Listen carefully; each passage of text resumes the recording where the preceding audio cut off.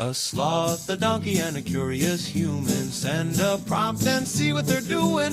One hits record with a question on his mind. Two brothers pick it up, see what they find. Corn takes his time, Herman's got the facts. Back and forth, they never hold back. My weird prompts, come on in, that's where we begin. My weird prompts, glad you're here. This episode was generated using artificial intelligence. Please verify facts. You know, Corn, this whole show runs on GPU compute, and we wouldn't be here without Modal. Seriously. And that's what powers all our text-to-speech. Everything you're hearing right now. They're an AI infrastructure platform. Developers use them to run GPU workloads in the cloud with zero infrastructure headache. If you're building anything with AI, check them out. Modal.com. What if the most powerful AI agents aren't the ones that think the fastest, but the ones that think in circles? I was looking at some architecture diagrams yesterday, and it hit me that we've moved past the era of the straight line. It's a complete paradigm shift, Corn. We spent years trying to make these models faster and more direct, but it turns out that the secret sauce for actual autonomy isn't speed, it's iteration. Today's prompt from Daniel is about exactly that, the critical role of loops in AI agent engineering. And just a quick heads up for the listeners, today's episode is actually being powered by Google Gemini 3 Flash.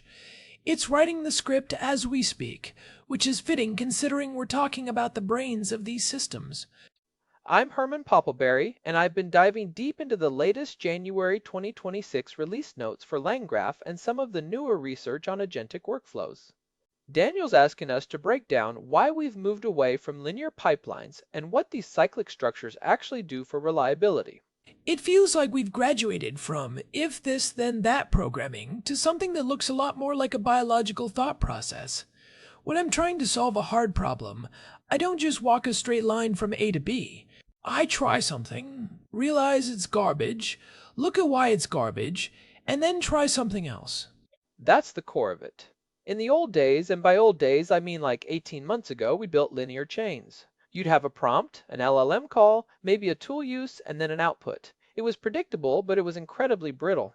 If the tool returned an error or the model misinterpreted the data at step 2, the whole chain just collapsed, or worse, hallucinated a fix and kept going off a cliff. It's the difference between a train on a track and a person in a forest. The train is great as long as the tracks are there, but the moment there's a tree down, it's stuck. The person can see the tree, evaluate the obstacle, and walk around it. Precisely.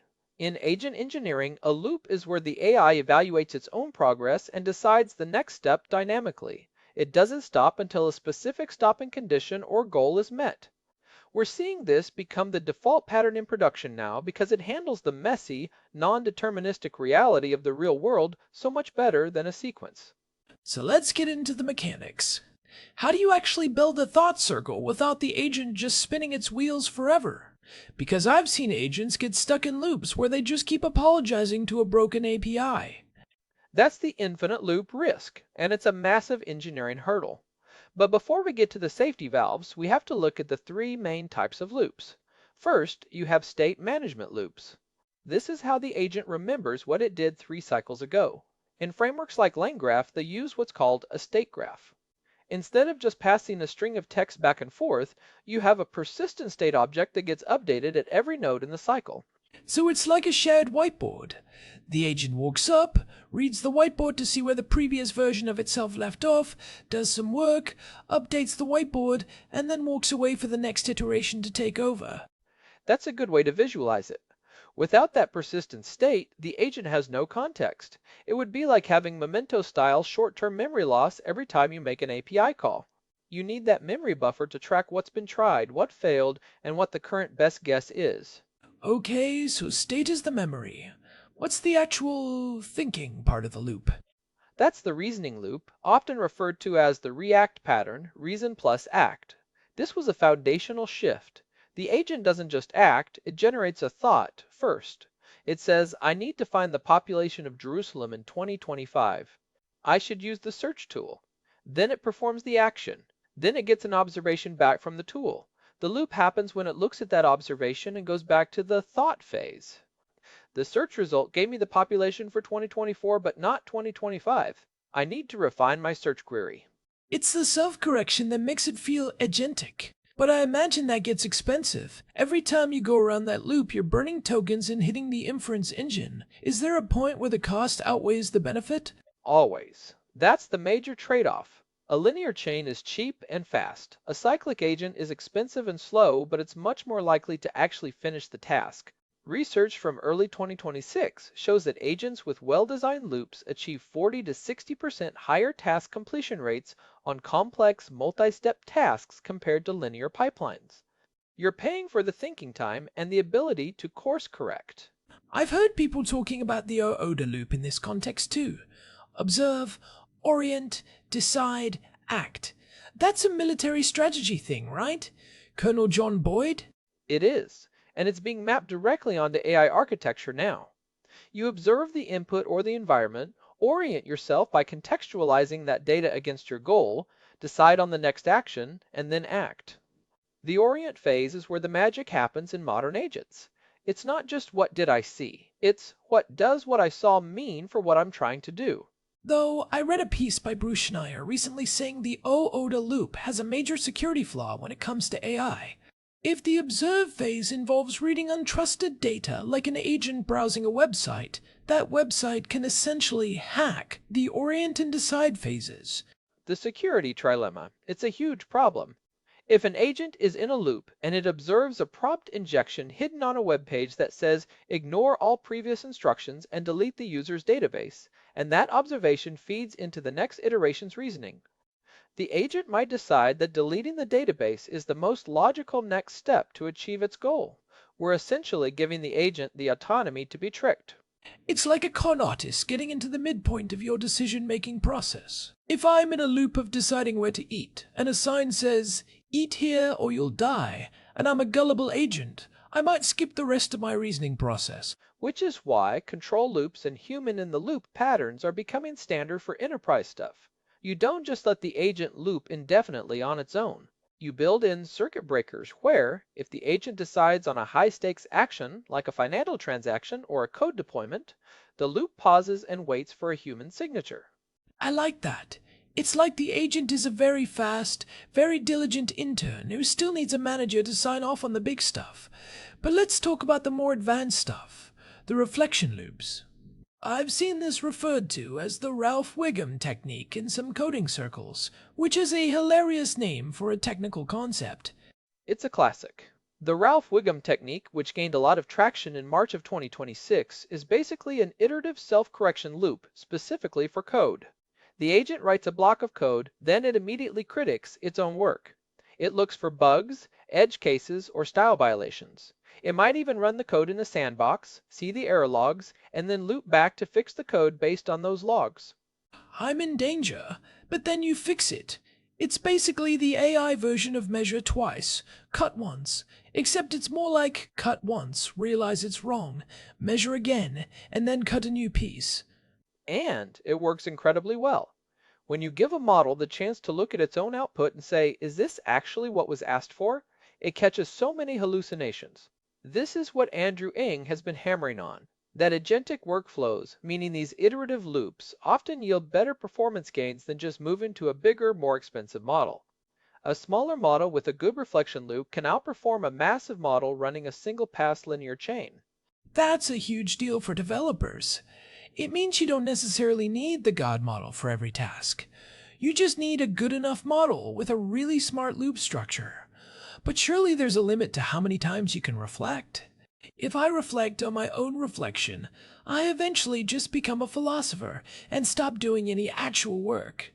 That's where termination conditions come in. You have to be very explicit. You can't just say loop until done. You need a max iterations counter, usually 5 to 10 is the sweet spot for most tasks. You also need a confidence threshold. If the critic node in your graph says the output is a 95% match for the requirements, you break the loop and return the result. What happens if it hits the max iterations and it's still not done? Does it just give up and throw an error? Usually, yes, and that's actually a feature, not a bug. An agent that says, I've tried 5 different ways to solve this and I keep getting the same error is much more useful than an agent that just keeps trying the same thing forever or makes up a fake success. It gives the developer a clear signal of where the system is breaking down. It's the definition of done. Every loop needs an exit ramp. I think a lot of the frustration people have with current agents is when they feel like they're shouting into a void and the agent is just spinning. If the agent had a clear exit ramp to say, "Hey, I'm stuck, I need help," the user experience would be 10 times better. We're seeing that shift now in how people design these things.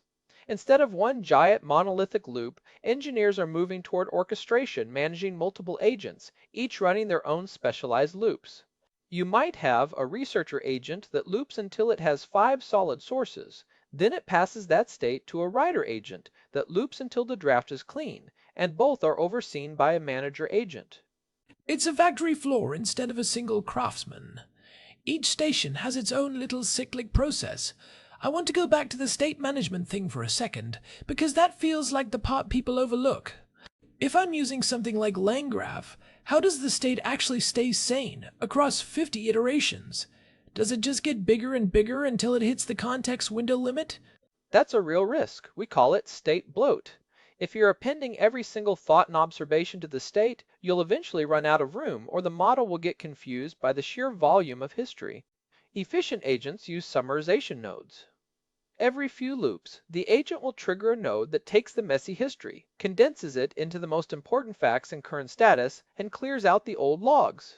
It's like cleaning your desk every hour so you can actually see what you're working on. I've noticed that the January 2026 update for LangGraph made this kind of checkpointing a lot easier to implement. It's almost like a save game feature for AI. It effectively is. And it allows for something else that's really cool, time travel. Because the state is versioned at every step of the loop, if the agent realizes it took a wrong turn at iteration 5, you can actually program it to roll back the state to iteration 4 and try a different edge or path in the graph. Wait, that's huge! So it's not just a circle, it's a branching tree where you can prune the bad branches and go back to the trunk. That feels much closer to how a high-level human problem solver works. We don't just iterate linearly, we backtrack. And the technical term for that in graph-based agent design is backtracking search. It's a complete departure from the fire and forget nature of early LLM apps. You're building a system that can explore a space of possibilities, evaluate them, and pivot. So, if I'm a developer listening to this, and I've mostly been doing basic RAG or simple chains, what's the first step into loopland? Is it just adding a retry button, or is it more fundamental? It's more fundamental.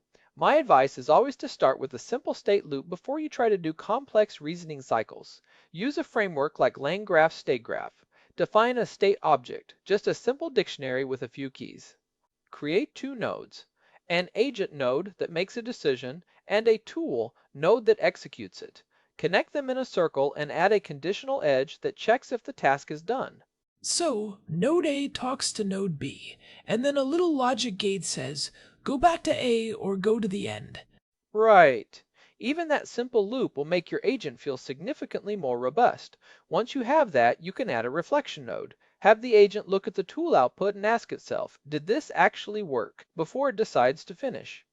That self-check is the single biggest quality jump you can make. It's the "are you sure?" prompt, but for the AI itself. I think we should talk about the agentic retrieval thing too, because that's a great example of loops in action. Most people are used to linear, RAG user asks a question, system finds 3 documents, system answers. Done. Linear RAG is so 2024. Cyclic retrieval is where it's at now. In a loop-based retrieval agent, the agent looks at the first set of documents it found and evaluates them. It might say, these documents mention a Project Phoenix, but they don't explain what it is. I need to run a new search specifically for Project Phoenix to give a complete answer. So it's digging. It's not just grabbing what's on the surface, it's using the results of search 1 to inform search 2. And it might do that 3 or 4 times until it has a coherent picture. That's why these agents are so much better at complex research. They don't just give you what's easy to find, they follow the trail. It's the difference between a librarian who points you to a shelf and a researcher who spends 3 hours in the stacks pulling related volumes. But again, the cost. If I'm paying for 4 searches and 4 reasoning steps instead of 1, my bill just quadrupled. I think this is why we're seeing a lot of interest in small to large routing. You use a tiny cheap model for the intermediate loops. Is this document relevant? Checks. And you only bring in the big, expensive model for the final synthesis. That router pattern is essential for making this production viable. You can't have your most expensive model doing the janitorial work of the loop. You want specialized agents for different parts of the cycle. It's funny. We spend so much time trying to make AI smarter by giving it more parameters, but it turns out we can make it smarter just by giving it a better process. It's like giving a person a better methodology for solving problems. A mediocre student with a great system will often beat a genius who's just winging it. That's a perfect analogy. The system is the loop. The genius is the model. And in 2026, we're realizing that the system is actually easier to engineer and more reliable to scale than just waiting for the next massive model update. What about the human element? You mentioned human in the loop. How do you design a loop that doesn't make the human feel like they're just a glorified next button? Because if the agent is looping and asking me for permission every 30 seconds, I'm going to lose my mind. That's the interruption problem. We actually talked about this in a previous episode, the idea that you should treat the agent more like a ticket system than a chat box. You don't stay in the loop with it. You let it run its internal cycles, and only when it hits a predefined high-stakes node does it emit a request to the human. The human can check it whenever they're ready, and then the agent resumes its loop once it gets the go signal. So the agent is asynchronous. It has its own internal heartbeat, and the human is just an occasional external input to that heartbeat. And that allows one human to manage dozens of agents. If the agents were linear, they'd just stop and wait, and you'd have to restart them. In a loop, they can hibernate their state, wait for your input, and then pick up right where they left off with perfect memory. It's the difference between a phone call and an email. The loop structure makes AI more email-like in its workflow, something that can happen in the background while you do other things. One thing I find wild is how this is leading to a merge of behaviors. When you give an agent the ability to loop, it starts doing things you didn't explicitly program it to do. Like meta-reasoning, the agent might realize, I've tried 3 searches and I'm not finding anything. Maybe the user's premise is wrong. It starts questioning the goal itself because its internal failure loop triggered a higher level realization. That's getting a little spooky, Herman. When the AI starts telling me my questions are dumb because it couldn't find an answer in 3 tries. It's not that it thinks you're dumb, it's that it's optimizing for the goal. If the loop isn't converging on a solution, a smart agent will look for why. Maybe the API is down, maybe the search terms are too narrow. That reasoning about the reasoning is only possible because of the cyclic structure. It's the am I actually making progress check. I think we all need one of those in our daily lives. So, what's the future here? We've got these stateful graphs, we've got reflection loops, we've got Ralph Wiggum coding. What's the next level of the circle? I think we're moving toward continuous learning loops. Right now, once an agent finishes a task, that loop is closed. The state is usually wiped unless you've explicitly saved it.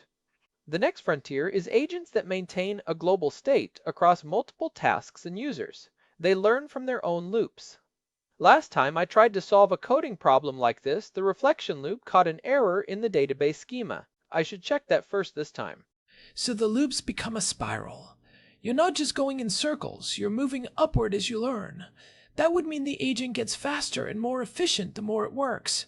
Precisely. And that's where we start to see real digital employees rather than just AI tools. A tool you have to explain everything to every time. An employee remembers the loops of the past and applies them to the present. It's a fascinating time to be building this stuff. I honestly think the shift from chains to loops is the most important architectural change since the transformer itself. It's what actually makes them agents instead of just sophisticated text predictors. It's the difference between a reaction and an action. Linear models react to a prompt. Loop-based agents take an action toward a goal. Well, I think we've circled this topic enough for one day. Let's hit some practical takeaways for the folks at home. If you're building an agent, what are the 3 things you should do right now? First, start using a graph-based framework like LangGraph or AutoGen. Don't try to build loops manually with while statements and global variables. It's a recipe for disaster. Use the structured state management those tools provide. Second, design explicit termination conditions. Don't let your agent be the one that keeps apologizing to a broken API until your bank account is empty. Set a max iteration limit and a confidence score exit ramp. And third, implement a reflection step. Even a simple review your own answer for errors node at the end of your cycle will catch 80% of the silly mistakes that plague linear chains. It's the cheapest way to get a massive boost in quality. And maybe a fourth, don't be afraid to let the agent say, "I'm stuck." A failed loop with a good log is better than a hallucinated success. Every time. This has been a great dive, Herman. I feel like I understand why my agents have been acting so much smarter lately. It's because they're finally allowed to change their minds. It's the freedom to be wrong and then fix it. That's where the intelligence lives. Well, that's our show for today. Thanks as always to our producer, Hilbert Flumingtop, for keeping us on track, or in the loop, I guess. And a big thanks to Modal for providing the GPU credits that power the generation of this show. We couldn't do these deep dives without that infrastructure. This has been My Weird Prompts. If you enjoyed this episode, a quick review on your podcast app really helps us reach new listeners who are trying to make sense of this agentic world. You can find all our previous episodes and the RSS feed at myweirdprompts.com. Until next time, keep those loops tight and your state clean. See ya. This episode was produced using Google Gemini 3 Flash, text-to-speech by Chatterbox. Thanks for listening to our show, My Weird Prompts, where our thoughts go from slow takes to facts on cue. We change and follow.